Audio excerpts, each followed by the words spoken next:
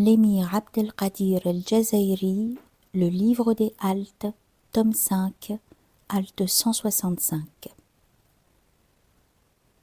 Et remettez-vous en toute confiance à Allah si vous avez la foi. Le Très-Haut a dit, et remettez-vous en toute confiance à Allah si vous avez la foi. Sourate 5, verset 23. Les gens ont beaucoup parlé du tawakkul, et la plus juste définition qui en a été donnée, c'est qu'il s'agit de la confiance du cœur, et le fait de parvenir à la quiétude lorsqu'arrive au serviteur ce que la destinée éternelle lui réserve, que ce soit dans le mouvement ou le repos, que ce soit du bien ou du mal, un avantage ou un préjudice, dans la religion, pour ce monde ou pour l'au-delà, que ce soit léger ou intense, à une occasion donnée dans des conditions de temps et de lieu. Cela est inhérent à la station de la foi, en ce que le Très-Haut a dit, lorsqu'il affirme qu'il ne manque pas à sa promesse contenue dans le verset « Il n'est de bête sur terre dont Allah n'est à charge la subsistance », etc. La raison dépouillée de la foi ne saurait procurer cette confiance totale. Elle estime possible, au contraire, qu'Allah procure la subsistance à son serviteur ou qu'il ne la lui procure pas, dans le sens où il n'est redevable de rien à personne. Le renoncement à la volonté individuelle n'est que la confiance et la quiétude. Ce n'est pas le rejet des causes secondes avec le doute et le trouble générés par cette attitude. Cela n'est en rien la remise en toute confiance requise. Si cette confiance consistait à négliger la cause seconde et à ne rien faire, cela entraînerait que, si du pain se trouve devant celui qui a cette vertu, il ne le consommerait pas et ne le porterait même pas à sa bouche, car ce serait une cause et un mouvement qui aurait comme finalité permettant au pain de parvenir au ventre. Dès lors aussi que le pain étant dans sa bouche, il faudrait qu'il ne le mâche point et ne mette pas sa langue en mouvement, ainsi que d'autres organes, puisque ces derniers sont tous des causes permettant au pain de parvenir au ventre. Les initiés, qu'Allah soit satisfait d'eux, ne prêtent attention à la station du tawakkul, ne le comptent comme prémisse des autres stations et ne s'imposent l'abandon des causes secondes que pour acquérir la confiance et éliminer le trouble lors de leur disparition. Ce sont le fruit et le résultat de ce qu'ils se sont imposés qui importent, car les stations en elles-mêmes n'apportent rien. Ce qui compte, ce sont les fruits qui en sont récoltés. Dès lors qu'ils ont obtenu le fruit convoité, ils retournent à l'utilisation des causes habituelles et aux activités leur permettant d'acquérir normalement ce qu'ils recherchent, comme le reste des hommes.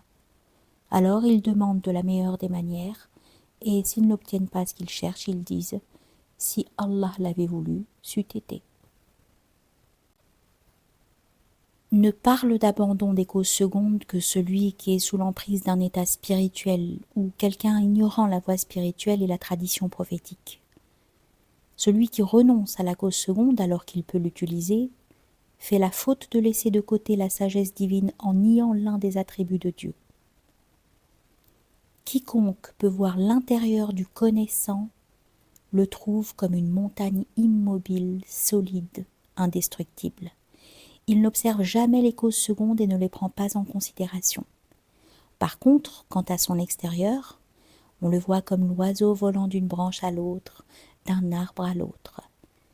Tel est le maître des connaissants, l'imam de ceux qui remettent totalement leur confiance en Dieu, chef des armées, apparaissant entre deux armures, creusant le fossé, faisant des provisions de nourriture pour une année, se faisant soigner, poser des ventouses, cautériser, utiliser toutes les causes secondes sans en laisser de côté.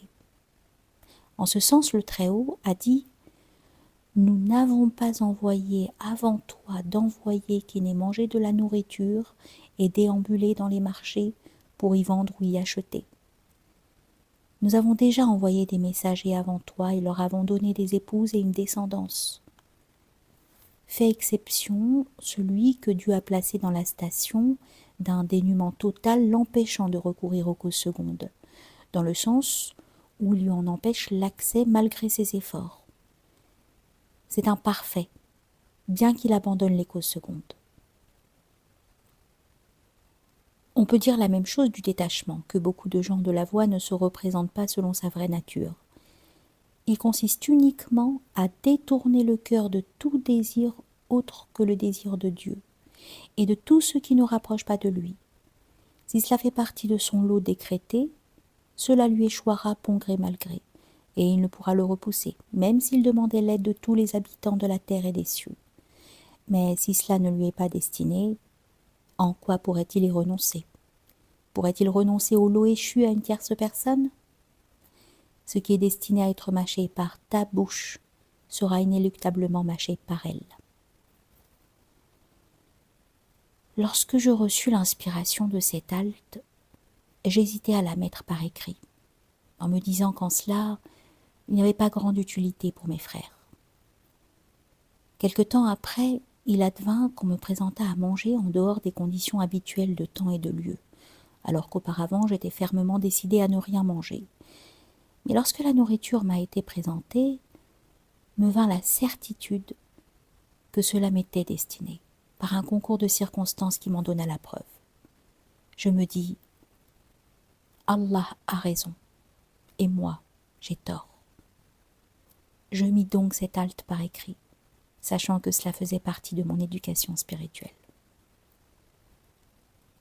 Le serviteur, impuissant et ignorant qu'il est, doit connaître sa demeure et s'en rapporter, pour ce qui le concerne, à celui qui crée ce qu'il veut et choisit.